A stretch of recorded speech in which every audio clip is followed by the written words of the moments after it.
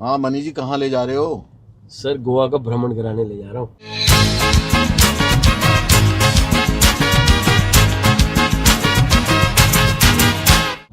तो मेरे साथ हैं मेरे लाइफ के गुरुओं में से एक गुरु ऋषभ मेहता सर, जिनको मैं पिछले 25 सालों से जानता हूँ। मेरा नाम मनी वाधवा सिंह है। मैं founder of property hub and लक्सोफाई।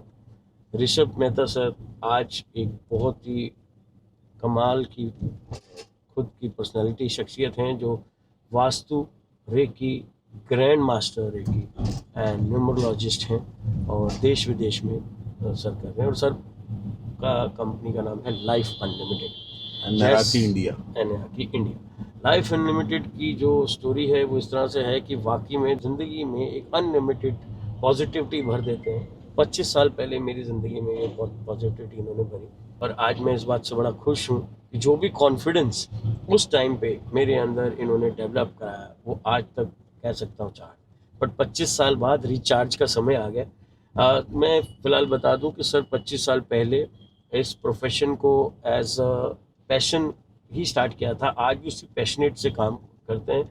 25 सालों में सर ने बहुत सारे ग्रुप्स, खास करके Aditya Birla, UltraTech, Kanodias, Bangurs and many Havells, many companies में सेल्स में, स्ट्रेटजीज में, सब में सर ने काम किया है। वहाँ भी अपनी सेवाएं दी हैं और आज मैं कहूँगा कि जैस I am very happy and on मेरे खुशकिस्मती है कि सर मेरे साथ हैं। और हम जा रहे हैं, कहाँ जा रहे हैं ये मैं कहूँ तो हम जा रहे हैं हमारी एक प्लॉटिंग स्कीम पर जो गोवा के बॉर्डर पर है। कुछ ऐसा है कुछ उसमें कि एक प्रोजेक्ट जो कि हमने लॉन्च किया वो बहुत ही बढ़िया चल रहा है, उसमें बड़े अच्छे रिजल्ट्स आ रहे हैं। और उसी के 10 मीटर पे एक और प्रोजेक्ट जो सिमिलर लाइन टाइम पे लिया गया है, लेकिन उसमें सब कुछ करने के बावजूद रिजल्ट नहीं आ रहे। तो कुछ दिनों पहले फ़ोन पे मेरी सर से ये डिस्कशन चल रही थी और सर से डिस्कशन होते होते मैंने सर से कहा कि सर ये, और कहने की बात है सर का हमेशा मानना है प्रॉपर्टी शादी संजोग की चीज़ें, मेरे फादर भी कहते थे। तो ये मीटिंग कब से ड्यू थी आप समझिए, कभी सर नहीं आ पाए, कभी मैं नहीं रहा, आज मुलाकात हो रही। तो सर को मैं ले जा रहा हूँ गोवा के बॉर्डर महाराष्ट्र पे, जहाँ पर हमारे प्रोजेक्ट चल रहे हैं और उस पर कुछ और साथ साथ में इसी दौरान चलते चलते हम आपस में बातें करेंगे। कुछ वास्तु की टिप्स मैं आपके यहाँ सर के साथ क्वेश्चन शेयर करूँगा, तो मुझे उम्मीद है आज ये आंसर्स आपके मेरे जीवन में बहुत काम करेंगे। सर बहुत बहुत शुक्रिया आपको हमारे साथ मैं ज्वाइन करने एक का। ही बात कहना चाहूँगा मनी जी, जी कि मैं कभी कभी सोचता हूँ, बिकॉज जब ये सब काम चालू करने लगा तो मैंने एक विचार आया मेरे मन में जी कि एक आदमी के पास वही 24 घंटे हैं, वही 365 दिन है बिल्कुल जो बिल्कुल। प्रभु ने सबको दिए हैं, जी है ना। जी लेकिन एक आदमी 1 करोड़ का कैसे रहता है और एक आदमी 1000 करोड़ का कैसे हो जाता है? जी बिल्कुल कोई ना कोई ऐसा रीजन है जिसकी वजह से वो आदमी वहां तक पहुंचता है। तो बिल्कुल। कौन सी ऐसी पॉजिटिविटी है, कौन सी ऐसी एनर्जी है, कौन सी ऐसी थॉट है जो जिस पे हम काम करने से अपने जीवन में तरक्की पा सकते हैं? तो बिल्कुल उन्हीं की वही सोच करते हुए मैंने जीवन में अपना जीवन चालू किया। जी और मैं मनी जी को भी यही कहना चाहूँगा कि भाई, think big and thought big. क्या बात है, थैंक यू सर, शुरू से आपने मेरे को सपोर्ट किया। तो आइए चलते हैं उस तरफ जहाँ पर एक आज थ्योरी तो बातें होंगी गाड़ी में चलते चलते, लेकिन आज हम प्रैक्टिकल उस साइट पर पहुँच के भी उसे डिस्कस करेंगे कि क्या ये पॉसिबल है। और उम्मीद करता हूँ जैसा सर हमेशा कहते हैं 3 से 6 महीने में रिजल्ट चेंज होते हैं। जो रिजल्ट्स आएंगे वो भी आपके साथ में शेयर करूँगा। So thank you sir. Thank you very much Mani ji. Sir plots का वास्तु हो सकता है क्या? प्लॉट का वास्तु मनी जी बिल्कुल हो सकता है, बिकॉज अगर हम फाउंडेशन से उसको प्लॉट के वास्तु को हम सही करके चले तो हमारी लाइफ, ना तो हमारा काम भी रुकेगा, टाइमली काम होगा और कंप्लीशन टाइमली होगा और प्रॉस्पेरिटी, हैप्पीनेस ज़्यादा अच्छी रहेगी। कभी कभी ऐसा होता है कि जैसे ही आपने प्लॉट का वास्तु अगर सही तरीके से नहीं कराया और आपकी जिसके नाम रजिस्ट्री होती है और अगर गलत डायरेक्शन में है तो वहीं से इम्पैक्ट होना चालू हो जाता है। तो प्लॉट का वास्तु बहुत ही इम्पॉर्टेंट है। और प्लॉट के वास्तु में अगर जैसे आप देखें कि अगर प्लॉट में पर्टिकुलर 5 कोने हैं या 7 कोने हैं, कहीं तो कहीं 9-10 भी हैं सर। 9-10 भी हैं, हाँ तो वो कोनों को अलाइन करना बहुत ज़रूरी है। जी अगर उसमें भी कई कोने ऐसे होते हैं जो बहुत अच्छे होते हैं, बहुत गड़बड़ होते हैं। जी जैसे नॉर्थ ईस्ट का कोना है, जी अगर नॉर्थ ईस्ट के कोने की लैंड है तो वो आपको इतना देगी कि एक के 10 प्लॉट बना देगी, जी। और अगर वही साउथ वेस्ट कट का कोना है तो वो आपको परेशानी देगी बिल्कुल, और बहुत सारी समस्याएं पैदा होना चालू हो जाएगी। अब समस्याएं पैदा किसके नाम होती हैं? जिसके नाम की रजिस्ट्री होती है। चाहे जी। आपकी वाइफ के नाम रजिस्ट्री है तो वाइफ को प्रॉब्लम्स होने चालू हो जाएगी, हस्बैंड के नाम है तो हस्बैंड को हो जाएगी, और जॉइंट है तो जॉइंट को हो जाएगी। तो सर इसमें एक बात और है कि जैसे आपने कहा ये जॉइंट में होती है, कैसे महसूस, देखिए क्या होता है जब हम सारे अपने काम में, सिस्टम में, रिदम में बिजी रहते हैं और हम जल्दबाजी में सब करते हैं, ले लेते हैं, चलो ले हाँ। लिया, या कुछ नहीं, प्लॉट भी उठा या कहीं से हाँ। हमने ले लिया, हाँ। कब हमें महसूस हो जाता है या करना, हमें अब क्या देखना चाहिए यार कि ये फर्क पड़ रहा है तुमको? देखिए, यही सब चीज़ों के लिए एक वास्तु कंसल्टेंट की बहुत ज़्यादा ज़रूरत होती है। जी। बिकॉज क्या होता है कि जैसे ही आप प्लॉट लेते हैं, हम उसको फाउंडेशन से ठीक करते हैं। अगर जी। आप फाउंडेशन से ठीक नहीं कराते, मान लीजिए आपने अपनी समझदारी से और अपने डिसीजन मेकिंग से वो सब लेना चालू कर दिया, जी। तो अब उसमें प्रॉब्लम क्या आती है कि 3 से 6 महीने बाद जी। आपको ये सारी समस्याएं आनी चालू होती है कि अगर जैसे साउथ में आपने कुछ ले लिया जी। तो साउथ में हेल्थ इश्यूज होने चालू हो जाते हैं, ओके। और पाँव में दर्द होना चालू हो जाता है, हम्म। और बहुत सारी अनएक्सपेक्टेड समस्याएं आनी पैदा हो जाती हैं। बिजनेस में भी आपकी ग्रोथ रुक जाती है, जी। प्रॉफिटेबिलिटी खत्म हो जाती है, बिल्कुल। कलेक्शन, बेड डेट्स बढ़ जाते हैं, कलेक्शन आना कम हो जाता है। जी। तो इस तरह की प्रॉब्लम्स हैं। और अगर आप देखें तो हार्मोनी में भी फर्क पड़ता है, हस्बैंड वाइफ और बच्चों की हार्मोनी में भी डिफरेंसेस आने चालू हो जाते हैं। जी। सो स्लोली एंड ग्रेजुअली बहुत सारी चीज़ों में फ़र्क पड़ता है, लेकिन ये होता है कि आपको कम से कम आप ये मानो कि शुरू के 3-4 महीने तो बिल्कुल आपको नहीं लगेगा कि बिल्कुल क्या है, जी। लेकिन 4 महीने से लेके और 1 साल के अंदर पूरी सब कुछ चेंज हो जाएगी। लेकिन आप क्या होता है, अगर आप उसको एनालिसिस नहीं करोगे तो आपको पता ही नहीं चलेगा कि क्या है, जो हो रहा है सही हो रहा है। सही, पूजाएं या कुछ इस तरह से करना पड़ता है कि देखिए, वास्तु में पूजाओं का थोड़ा सा अलग रोल रहता जी। है, और हमारी वास्तु जिस तरीके से हम वास्तु करते हैं वो बिफोर एंड आफ्टर करते हैं। जी। हम जाते हैं लैंड पे, हम पहले सॉइल का सैंपल्स चेक करते हैं, वाटर का सैंपल चेक करते हैं, अच्छा। और वाह। साइंटिफिक ऑरा स्कैनर से हम लोग चेक करते हैं ओके। कि पर्टिकुलर लैंड में कितनी एनर्जी है, सॉइल में कितनी एनर्जी है, वाटर में कितनी एनर्जी है। फिर उसके बाद हम देखते हैं कि बिफोर एंड आफ्टर करते हैं, मतलब उस पर्टिकुलर लैंड पे खड़े होकर जब हम ऑरा स्कैनर लगाते हैं तो हमको ये पता लग जाता है कि इस पर्टिकुलर लैंड में कितनी वास्तु दोष है, कितनी नहीं है, या 100% परफेक्ट है। अगर 100% परफेक्ट है तो हम उसको दूसरे तरीके से इलाज करते हैं, और नहीं है तो हम कॉपर रॉड्स पर्टिकुलर जगह में बना अच्छा। के और उसको लाइन करते हैं। तो सर जैसे आप बहुत दिनों बाद आप गोवा पहुंच पाए, मैं अक्सर आपसे रिक्वेस्ट करता रहा, जहाँ हमारा संजोग नहीं बैठा, आपने कहा संजोग, कल आपने यही कहा था मुझे, अगर कोई दूर है, नहीं पहुंच पा रहा है, तो उस पे वहाँ आप वास्तु कैसे? मैं आपको बताऊं, उसका वास्तु हम ऐसे करते हैं कि जैसे ही हम उसको एक लेआउट मंगाते हैं, उसको जी। लेआउट मंगा के उसको A3 में प्रिंट आउट करते मतलब मेरा हैं। सवाल यहाँ आता है कि कोई लेमैन आपके साथ कैसे डिस्कस करे कि उसको बेसिक नॉलेज आप कैसे, आप उसको इतना ट्रेन कर दें कि वो ये सारा जो आप चाह रहे हैं वो भेजे, तो उस तरह से मैं समझना चाह रहा हूँ। हाँ, मैं आपको बात बताता हूँ कि जैसे सपोज करो, जो जहाँ मेरा जाना पॉसिबल नहीं है या उसका बुलाना पॉसिबल नहीं है, जी। तो वहाँ पे हम लेआउट के थ्रू वास्तु करते हैं। जी। मेरे पास एक फ़ोटो स्कैनिंग डिवाइस है, जी। जो अच्छा। हम स्कैनर से कनेक्ट करके फ़ोटो स्कैनिंग डिवाइस वो लगा देते हैं पर्टिकुलर मैप के ऊपर, ओके। और मैप पे लगाते ही वो डिवाइस जो है हमको ये बता देती कि उस पर्टिकुलर मैप में कितना दोष है। ओके। और हर पॉइंट पे हम लोग पहले 4 कॉर्नर्स पे लगाते हैं, साउथ ईस्ट वेस्ट नॉर्थ पे, फिर उसके बाद बाकी जो रिमेनिंग 4 हैं, नॉर्थ ईस्ट है, साउथ वेस्ट है, या साउथ ईस्ट है, या साउथ वेस्ट है, इन सारे कॉर्नर्स पे लगा के देखते हैं कि कहाँ पे प्रॉब्लम्स आ रही है, और फिर जब प्रॉब्लम्स को हम रेक्टिफाई करना चालू करते हैं। एक बहुत अच्छा एग्जांपल मैं आपको देता हूँ कि मैं जो है अभी ऊटी के अंदर था, टी गार्डन्स में। जी। तो टी गार्डन्स में उनके 35 किलोमीटर के एरिया के अंदर जो है उनके टी गार्डन्स थे। जी। तो 35 किलोमीटर? हाँ, ओके। 35 किलोमीटर में टी गार्डन्स थे उनके, और उनकी इतनी चाय की पत्तियां पैदा होती थी, सब कुछ होती थी, लेकिन उनकी प्रॉफिटेबिलिटी पिछले 5 साल से नहीं आ रही थी। और बहुत बड़ा ग्रुप है, मैं ग्रुप का नाम नहीं लेना चाहूँगा, जी। लेकिन जो है फिर मैंने जब जाके वहाँ पे लेआउट से पूरा फोटो सिंथेसिस डिवाइस से लेआउट चेक किया, बिकॉज 35 किलोमीटर में जाके वास्तु करना कोई आसान काम नहीं था। तो मैंने उसको फोटो सिंथेसिस डिवाइस से सारा चेक किया, तो पता चला कि उनके 3 या 4 पॉइंट ऐसे थे जो बहुत ही खतरनाक थे।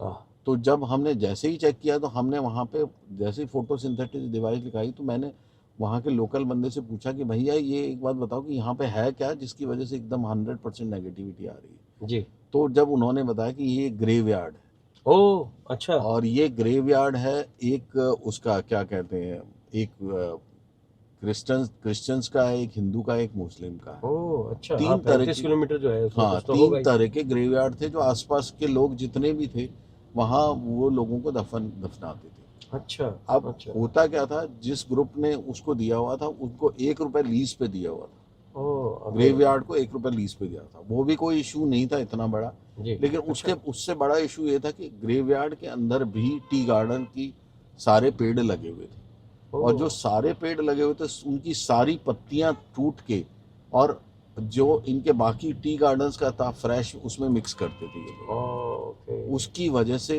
पूरी जो फ्रेश मटेरियल है वो भी सारा जो है वो नेगेटिव हो जाता था। ओह, ओके, ओके। तो मैं, हाँ, तो कहते हैं ना, एक मछली पूरे तालाब को खराब, गंदी मछली तालाब को हाँ खराब कर बिल्कुल देती है। बिल्कुल, हाँ बट इस समय हम हैं बहुत खूबसूरत कोलवाले रिवर के बिल्कुल ऊपर। आपके ओके, लेफ्ट में ये कोलवाले रिवर है। बहुत सुंदर। बहुत, ये गोवा की खूबसूरती ये है कि ये चारों तरफ रिवर से, ट्रिब्यूटरी से, समुंदर तो है ही लेकिन हाँ। रिवर्स भी खूबसूरत हैं।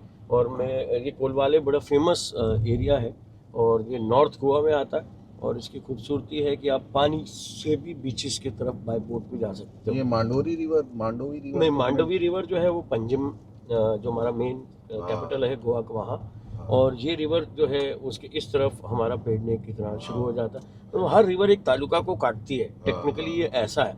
जैसे यहाँ पर शापोरा है जो आगे जाके कोलवाले रिवर, जो उसको शापोरा कहते हैं, पानी है और रिवर का नाम है। फिर मांडवी है और फिर पीछे साल है और जुआरी है।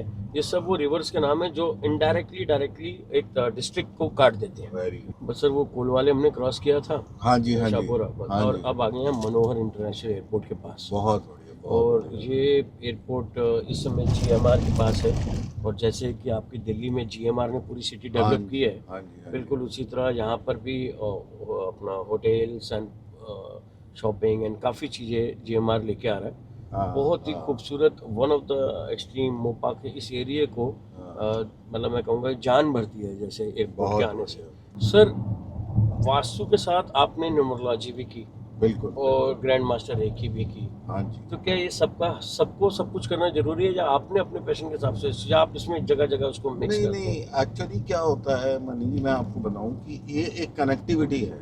जी। कहीं पे हम वास्तु में ही जो है प्लॉट नंबर पे भी इम्पोर्टेंट है, जी। फ्लोर नंबर पे भी इम्पोर्टेंट है, जी। और फ्लैट बेंगलोर नंबर पे भी इम्पोर्टेंट है। जी। ये सारी चीज़ें हम कनेक्ट करते हैं वास्तु न्यूमरोलॉजी से, वास्तु की तरफ, ओके। कि आदमी की डेट ऑफ बर्थ क्या है, और हाँ। डेट ऑफ बर्थ के हिसाब से कौन सा मकान उसको ज़्यादा सूट करेगा। ओके। तो वो जब सूट करेगा तो नेचुरली नंबर्स के हिसाब से सूट करेगा, बिल्कुल। और नंबर्स हमारे लाइफ में ऑटोमेटिकली रिवॉल्व करते रहते हैं। आप ये देखो कि जो न्यूमरोलॉजी में बिलीव बाद में करता है, लेकिन उसको सब कुछ कहीं ना कहीं वो नंबर्स रिवॉल्व कर रहे होते हैं, कि उसकी डेट ऑफ बर्थ से, उसकी मैरिज डेट से, उसके व्हीकल नंबर से, उसके जो है वो, आप अगर स्टडीज कर रहे हैं तो रोल नंबर से, उसके बैंक अकाउंट नंबर से, ओह। उसके फ्लैट नंबर से, ये सारी चीजें कहीं ना कहीं अपने आप उसके जीवन में चल रही होती है। बस उसको जैसे ही वो पहचानना चालू करता है, उसको ये पता चल जाता है what is my lucky number and what is my unlucky number. तो अगर जब लकी नंबर पे जो काम करता है तो सक्सेस रेट उसकी कई गुना बेहतर होता है। अब हम पहुंच रहे हैं सर, जहाँ अच्छा। डेस्टिनेशन मैंने आपको बताया।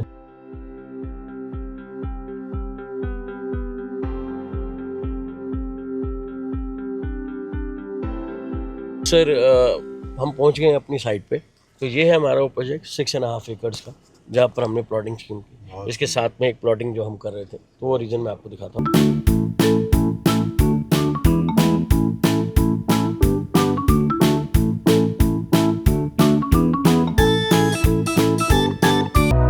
लैंड है जो मैंने आपसे जिक्र किया, मेरे क्लाइंट की लैंड है, जिसमें ये एरिया बढ़ गया है काफ़ी। तो और भी चांस है। तो अब इसका वास्तु आप कैसे देखते हैं, क्योंकि मैंने बताया आपको 7 वाला प्रोजेक्ट बिल्कुल फिट है, अपने ही किया हुआ है, सेम लोकेशन है, 50 मीटर का डिस्टेंस है और ये वेस्ट है, हम यहाँ खड़े हैं, तो इसमें आप कैसे देखते हैं? हाँ मानी जी, सबसे पहले हम ये देखते हैं कि ये नक्शा में जैसे आपने बताया कि ये वेस्ट डायरेक्शन है, जी बहुत अच्छी सुंदर बात है, आपको इन सब चीज़ों की नॉलेज है। जी सो ये सब चीज़ें तो ध्यान में रखनी चाहिए एज ए बिल्डर। जी लेकिन जब हम देखेंगे तो सबसे पहले देखते ही नक्शा ये ध्यान में आता है हमारे कि इसमें कॉर्नर्स कितने हैं। अगर Okay. हम कॉर्नर्स की बात करें तो 7 कॉर्नर्स हैं। ओके, लकी 7 हो गए। हाँ, लकी 7 है हाँ। तो बढ़िया बात है, बिकॉज क्या होता है हर चीज़ अपनी चॉइस से नहीं होती, जी इसको बहुत चीज़ें जो है अपने हिसाब से हमको मैनेज करनी पड़ती है। जी तो अगर हम देखें तो देखिए ये जो है ये इधर का देखें तो साउथ वेस्ट कटा हुआ है, जी और ये जो है ईस्ट जो है वो कॉर्नर है, बिल्कुल एकदम ट्रायंगुलर है। जी सो हमारा काम ये है कि सबसे पहले इसको 2 पार्ट में हम डिवाइड करेंगे। जी ज़मीन को एक रेक्टेंगुलर ये बनाएंगे जी और एक रेक्टेंगुलर ये बनाएंगे। ओके सो 2 रेक्टेंगुलर्स में डिवाइड करके इस ज़मीन को पे काम करेंगे। जी और सबसे पहले हम गेट से एनर्जी देंगे उसको, जी। और इस कॉर्नर को कट करेंगे। जी इस कॉर्नर को जैसे ही कट करेंगे इसकी एनर्जी जो है डिवाइड हो जाएगी। जी कट हम ऐसे करेंगे कि इसको कॉपर रॉड्स और पिरामिड्स के थ्रू इसको कट कर देंगे पूरा। ओके सो इसमें लैंड वेस्ट नहीं जाती, सिर्फ एक एनर्जी कट करने वाली बात होती है, ताकि जो एनर्जी इधर की साइड आ रही है इसकी नेगेटिविटी वो ख़त्म हो जाएगी। ओके अब जो आपका एक बहुत बढ़िया सवाल था कि हमारे बाजू में एक प्रोजेक्ट है वो बहुत बढ़िया चल रहा है, ये क्यों नहीं चल रहा? हमारा ही है वो भी, लेकिन वो आपका है। हाँ तो अब हम ये कहते हैं कि ये इसका सबसे बड़ा रीज़न है। जैसे ही हम कट करेंगे आप ये देखोगे 1 से 2 महीने में अपने आप बात बढ़ना चालू हो जाएगी और अपने आप कस्टमर आपकी तरफ दौड़ना चालू हो जाएंगे। जी तो आप ये देखेंगे कि जिस प्राइस में आप ये लोग दे रहे हैं उस प्राइस में तो ये सोना है।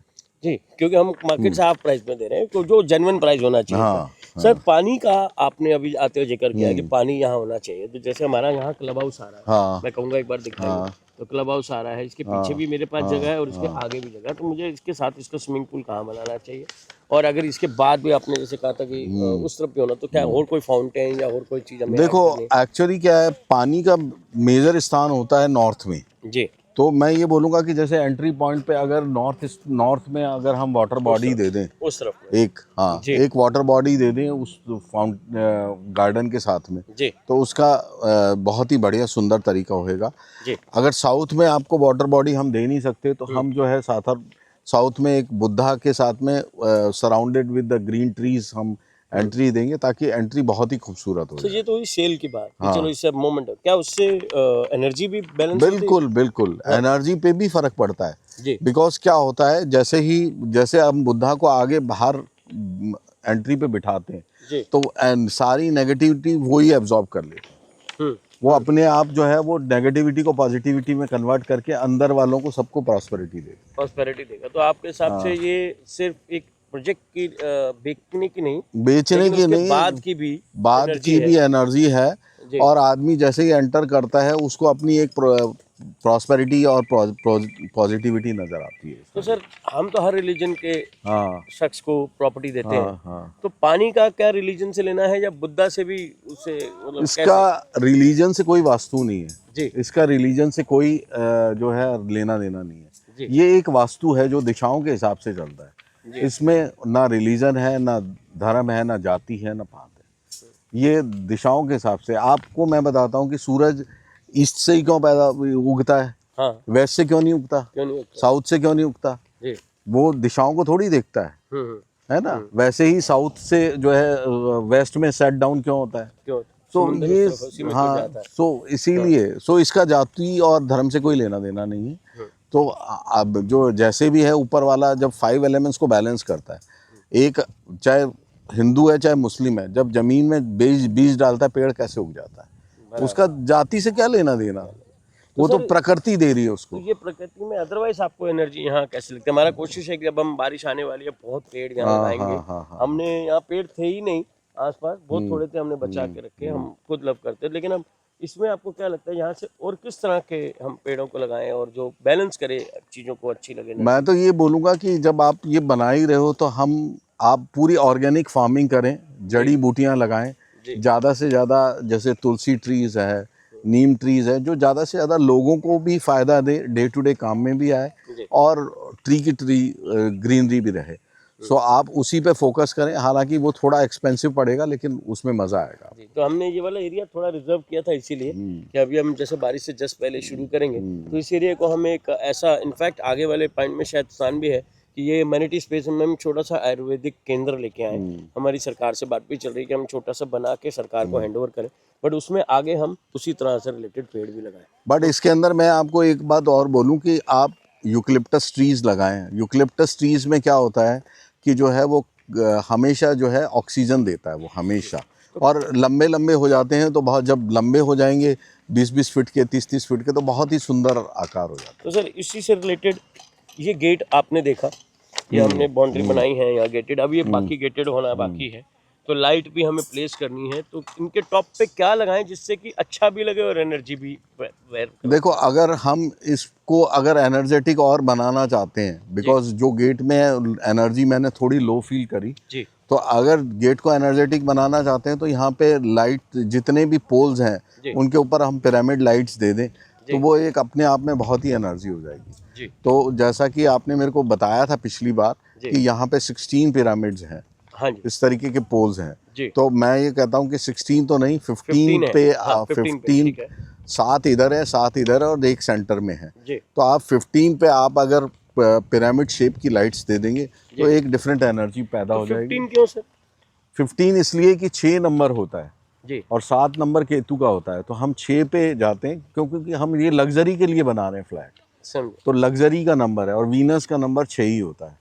ओके, तो जब 6 होता है तो हम 6 पे ही एक्टिवेट करें उसको, जब बनाए रहे तो एक रिड्यूस कर देते हैं और 6 पे एक्टिवेट करते हैं, ताकि रहने वाला जो भी रहेगा वो लग्जूरियस फील करेगा। तो आइए मैं आपको और एक पॉइंट है सर यहाँ पर, तो हाँ। जैसे कि यहाँ हमने टैंक की पोजीशन करनी है। अब टैंक हमारे पास दो ऑप्शन है, जमीन के अंदर और टैंक हाइट में ऊपर। हाँ। तो लुकिंग एट, देखिए पॉइंट वही है कि पैसे तो लगने ही हैं, 19-20 आगे पीछे कह सकते हैं, बट उस तरह से कि वो अच्छा भी लग जाए और वास्तु के हिसाब से वो फिट हो, क्योंकि हमारी सोच ये है कि जो भी चीज़ हम डेवलप कर रहे हैं आने वाला जो यहाँ रहे उसको वो अच्छा फील हो।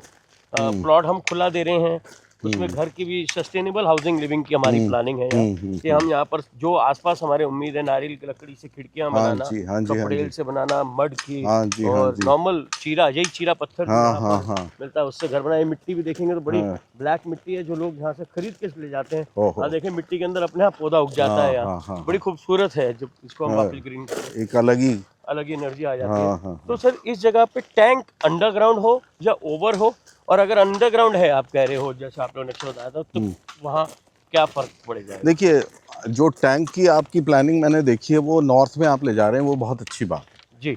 ओवरऑल पूरे प्रोजेक्ट की जो है वो एनर्जी यहाँ से फ्लो होती है जी, और यहाँ से आप पूरे जितने भी फ्लैट्स हैं उनको सबको वाटर सप्लाई वहीं से देंगे। हाँ वहीं से देंगे सर, ये सारे पॉइंट्स उनके बने, ये सारे प्लॉट्स हैं, इनमें घर बनेंगे, तो सबके पाइपलाइन डाली जा चुकी है। पानी का मेन पॉइंट वही होगा।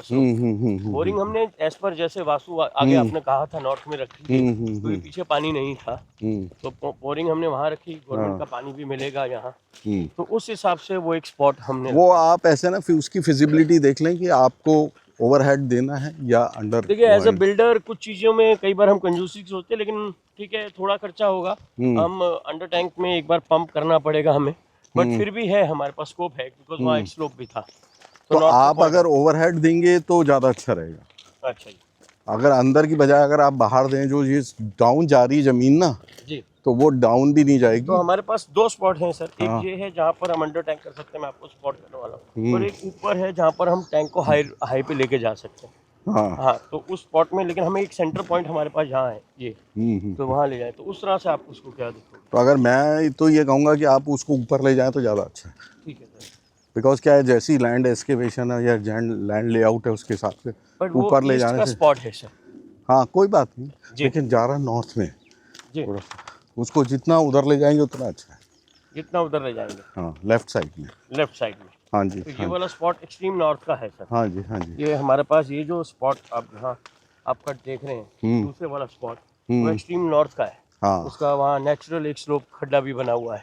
हाँ हाँ, तो फिर वहाँ टैंक लाएं, हाँ टैंक ला सकते हैं, लेकिन ओवरहेड आप कह रहे हैं ऊपर ले जाएंगे उसको तो जमीन से तो ऊपर उठाएंगे सर। हाँ ज़मीन से तो ऊपर उठाना ही पड़ेगा। हाँ जमीन से, क्योंकि आप देखेंगे तो ये वो स्पॉट है जहाँ हम चल रहे हैं। हम्म। अब वो स्पॉट वहाँ आ गया हाँ। जहाँ पर जमीन नीचे रह गई, हाँ लेकिन टैंक ऊपर आता है। हाँ, तो वो कम से कम जो है पिलर्स पे लेके जाएं उसको, हाँ जी, पिलर्स पे लेके फिर रखें। हाँ पिलर्स पे रखे रखें, हाँ हाँ क्योंकि ओवरहेड वाले जो टैंक है हाँ। उनको क्लीनिंग करने में थोड़ी दिक्कत आती है, हाँ, तो इसको पिलर्स दे दें, 5-5 6-6 फीट के पिलर्स दे के जिससे उसके वो ऊपर रोड पूरा- लेवल से ऊपर हो जाएगा। हाँ हाँ, रोड लेवल से ऊपर हो जाएगा, रोड लेवल में आ जाए या हल्का हाँ जी। सा ऊपर हो जाए। तो उसमें क्या क्लीनिंग थोड़ी सी आसान हो जाती है, नहीं तो ऊपर ओवरहेड वाले में क्लीनिंग करने के लिए थोड़ी सी मुश्किल बिल्कुल, होती है। और जी। मोटर भी कम लगानी पड़ेगी। मोटर भी कम लगानी पड़ती है। तो ये वो स्पॉट है सर जहाँ Very मैं हमको लगा था कि तो इसमें आप चाहते हैं कि हम इसको ज़मीन पे ना रख के इसको पिलर से ऊपर ले हाँ, लें, 5-6 फीट लेके 5-6 फीट ऊपर ले लें, रोड लेवल पे लेके। रोड लेवल पे लेके आ जाए, हाँ। जिससे कि ये बैलेंस हो जाए। बिल्कुल बिल्कुल। और जो तरह से आपने पौधे कहा,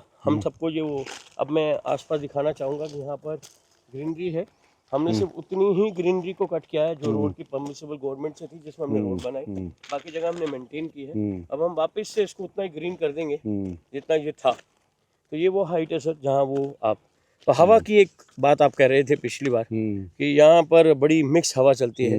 कोस्ट के हम 12 किलोमीटर पे हैं, बट ऐसी एनर्जी है सर, 12 महीने यहाँ हवा चलती है। मैं जब भी आता हूँ, बहुत बढ़िया। आपके हिसाब से ऐसा क्यों होता है सर? ये actually this is just because of the sea. जी अच्छा। और मैं ये कह रहा हूँ कि जो गोवा के नेचुरल चीज़ें हैं वो भी ज़रूर लगाइए इस जी। पे। जैसे यहाँ काजू के कुछ पेड़ जी। हैं, जी जैसे खजूर के पेड़ हैं, जी, नारियल के पेड़ हैं, इस सुपारी तरीके के वाली लगाएं, खींचता है। ताकि क्या है कि यहाँ रहने वालों को थोड़ी सी लोकल फील भी आए जी कि भाई हम गोवा के अंदर हैं, तो जी। चारों तरफ नारियल के पेड़ पे हैं, जी। खजूर के पेड़ पे हैं, या हम काजू के पेड़ पे हैं। ओके। सो उससे उसका जो है वो थोड़ा लेवल चेंज हो जाएगा, बच्चों को भी आनंद आएगा, आने वालों को भी आनंद आएगा। क्योंकि आप अक्सर देखते हैं कि हम वहीं गोवा में और गोवा की प्रॉपर्टियों को प्रमोट करते हैं, हम सेकंड होम प्रॉपर्टी को प्रमोट करते हैं। हवा कितना रोल प्ले करती है, ज़मीन कितना रोल प्ले करती है, इस बात को आज हमने, वास्तु उसमें क्या रोल प्ले करेगा, इसका हमने आज एक थ्योरी के साथ साथ एक प्रैक्टिकल टेस्ट करने की कोशिश की है। हम एज अ डेवलपर, रियलिटर सिर्फ प्रोजेक्ट बेचने की कोशिश नहीं करते, उसको सही तरीके से डेवलप करने की भी कोशिश करते। मैं बहुत शुक्र अदा करता हूँ मेरे बड़े मित्र, मेरे गार्डियन, मेरे गुरु, जो 25 सालों से हम अपनी दोस्ती निभा रहे हैं। बड़ी खुशी की बात है इस पर कि आज वो मेरे साथ हैं, ऋषभ मेहता जी, और उन्होंने हमें थ्योरी भी और प्रैक्टिकल भी दोनों तरीके से ये समझाया है कि क्यों वास्तु आपकी ज़िंदगी का एक अहम हिस्सा है। तो बहुत बहुत शुक्रिया सर, थैंक यू मेरे साथ साइड पे आने के लिए। बहुत बहुत और बहुत मैं हमारे कैमरामैन साहब से कहूँ हमारी एक फ़ोटो भी लीजिए। हाँ जी, हाँ मैं कुछ शब्द जाते जाते कहूँगा। दिखने में बड़े सादे से लगने वाले इंसान हैं ये, बहुत सादगी से बात करते हैं। कभी कभी हम उस तरह से कन्विंस नहीं हो पाते, क्योंकि कन्विंस करने के लिए हमें कुछ जोर और मशक्क़त की। कभी कभी एंकर भी कहता है सोना है तो जाग जाओ, ये उस तरह से नहीं कहते, सादगी से कहते हैं, सीधी बात करते हैं। दाल चावल खाने वाले इंसान हैं, no drinks nothing, day one से परिवार को संभालते हैं, क्योंकि मैं 25 सालों से देखता हूँ। और जहाँ कहीं भी जाते हैं, या तो रिश्ता या व्यापार कमा के ही उठते हैं, और व्यापार में भी मैंने इनके साथ वो रिश्ता बनते देखा है। जो भी इनके साथ जब भी किसी स्केल पे कनेक्ट हुआ है वो हमेशा रहा है। यही खूबसूरती है मेरे इस गुरु की, मेरी ज़िंदगी के उस गुरु की, जिन्होंने मेरे अंदर एक कॉन्फिडेंस पैदा किया। मुझसे एक सवाल पूछा था इन्होंने बहुत साल पहले, दूध कितनी डिग्री पे उबलता है? मैंने कहा सर पता नहीं, शायद 100 पे था। तो उन्होंने कहा 212 पे प्रिसाइज। और वो इसलिए क्योंकि 200 डिग्री तक दूध कहाँ चलता है उबलते हुए पता नहीं चलता, और 12 डिग्री कब जम मर जाता है। ऐसे ही कुछ चीज़ें जो इन्होंने मेरे अंदर डाली। मैं कहूँगा कभी भी ज़िंदगी में आपको किसी भी समय ज़रूरत पड़े तो मेरे को बिल्कुल कनेक्ट करें, मैं सर से कनेक्ट करूँगा। आपकी ज़िंदगी के अंदर वो उबाल, वो हिम्मत, वो कोई भी चीज़ से आप जूझ रहे हैं, समझ रहे हैं, तो मैं हूँ यहाँ मेरे गुरु के लिए और आप सबके लिए। हम सब के साथ कनेक्ट करें। मानी जी के लिए बहुत ही प्यार से इन्होंने बुलाया है, इसलिए मैं एक शेर डेडिकेट करता हूँ जो गालिब का था कि मेहरबा हो कि जिस वक्त बुला लो चाहे, मेहरबा हो कि जिस वक्त बुला लो चाहे, मैं गुजरा वक्त नहीं कि आ भी ना सकूं। क्या बात है सर, बहुत बहुत शुक्रिया sir, thank you so much, thank you, यही शुक्रिया करते हैं, थैंक यू सो मच।